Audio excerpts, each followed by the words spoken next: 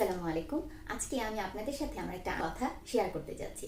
যারা আমাকে আগে থেকে চেনেন, অর্থাৎ হিজাব শুরু করার আগ থেকে, তারা অনেকেই জানেন যে আমার চুলটা অনেক লম্বা ছিল, একদম কোমর ছাড়িয়ে। আমি অনেকদিন ধরেই আসলে চিন্তা করছিলাম যে যারা ক্যান্সার পেশেন্ট আছে, কেমোথেরাপির পরে তাদের চুল পড়ে যায়, মন ভেঙে যায়, বিশেষ করে মেয়েদের, তাদের জন্য কিছু একটা করি।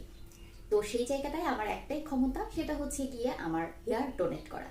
এই সিদ্ধান্তটা নেওয়া আমার জন্য অনেক কঠিন ছিল, যার জন্য অনেকটা সময় আমার লেগে গেছে।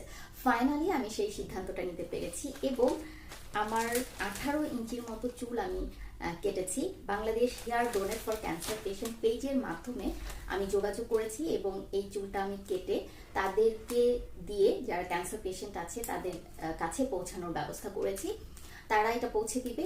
যে সকল ক্যান্সার পেশেন্ট আছেন আমার ভাই বোনেরা, তাদের কিছুটা হলেও সাপোর্ট করা, সেটা তাদের কিছুটা স্বস্তি যদি দেয়, সেখানে আমার ভালো লাগাটা কাজ করবে।